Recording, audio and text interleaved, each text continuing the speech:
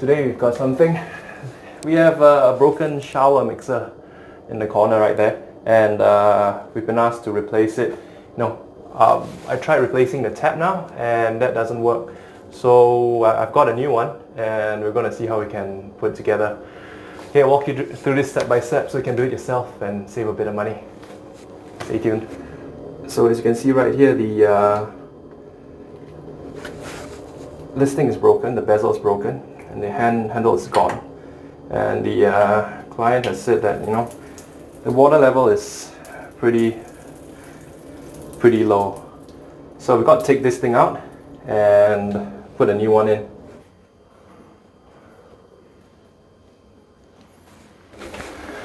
Right, so this is the bottom of the tap. We've got to take it off. I've already depressurized the entire house to make sure there's no water that may come out. Okay, first thing I'm going to do is I got to take off the old shower head.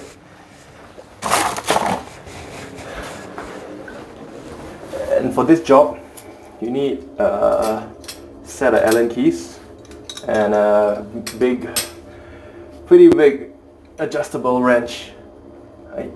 So on the neck of the shower hose, there's a groove, and that's for you to put in the wrench. You just pull it out and let the water drain out. Okay, this is just remaining water in the system. Okay, let it flow out. Let me take this. Then we take a look under here. There are two Allen key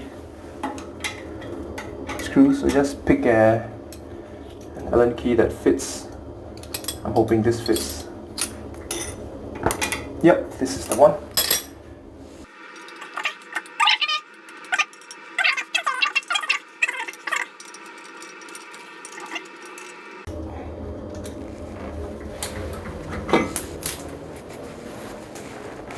Now that we've exposed the outlets, this belongs to the old system, so these have to go as well. Grab your adjustable spanner and just turn them out of the hole.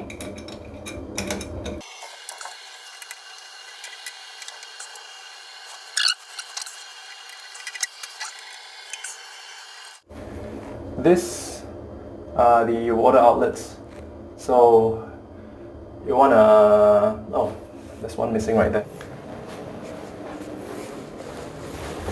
Right, so every time you do a fitting, okay, there are two fittings here, because this one is quite inset into the wall, so I need an extension of sorts. Let me see.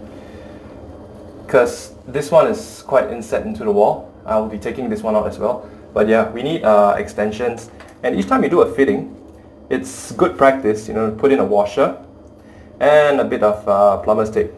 I've already done this one, but I'll show you how to do the next one that I come across. So I just put it in, washer, and a washer in there. There's a washer there already. You'll give these two things a tighten. So I'll tighten the first one first. Hey.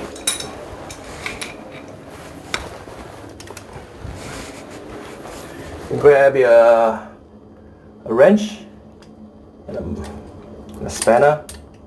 Just give it a twist. Just remember, righty-tighty, lefty-loosey, and you don't want it to be too tight. Because if you tighten it too tight, what it's going to do is the screw threads are going to bite and cut into the washer, and the washer won't work anymore. So, yeah, just about somewhere there. It's good enough. Okay. Okay, so, as I promised, I'm going to show you how to use plumber's tape. What you want to do is you want to go clockwise around it. So if you're looking at it, you're going clockwise, not anti-clockwise. Clockwise because that's the way the threads are going to turn. Okay? So you put a little on it. Okay. When you're using plumber's tape, leave the first one or two screw threads uncovered.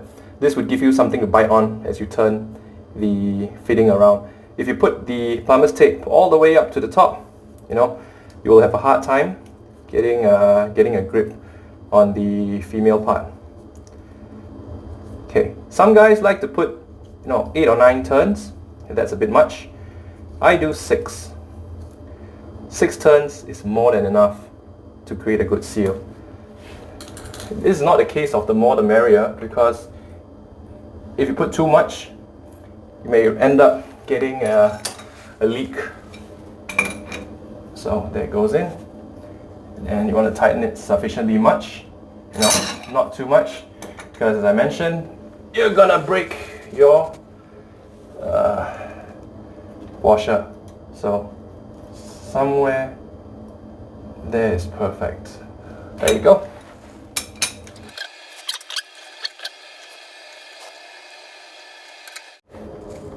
So there we go. They're both facing up. All right, we're gonna do a test with the mixer to see if everything is level.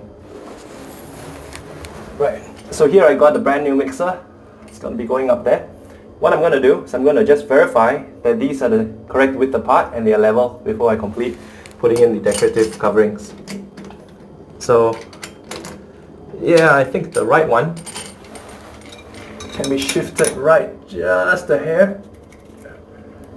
There we go. And try that again. Perfect. So the mixer set should come with some of these. These are just decorative covers. So they go on here to cover the hole right there.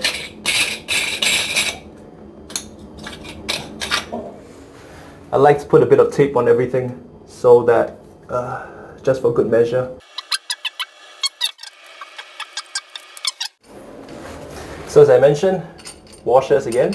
Put the washers in your fitting and tighten them on. There you go.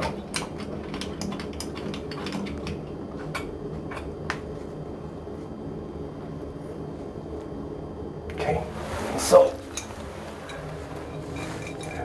one more time, spanner. Let's give them a quarter turn. That should be enough. On this side, 1/4 of a turn until you feel a bit of resistance. You don't want to use all your strength because that would kill your washer on the inside. There you go. Okay, now we turn on the water. We pray there are no leaks.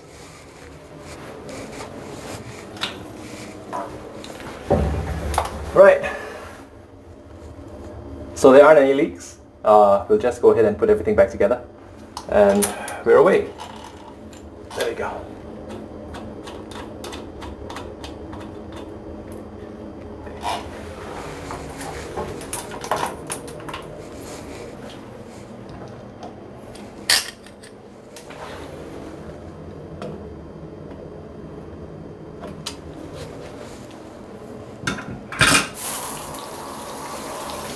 Okay, that's done.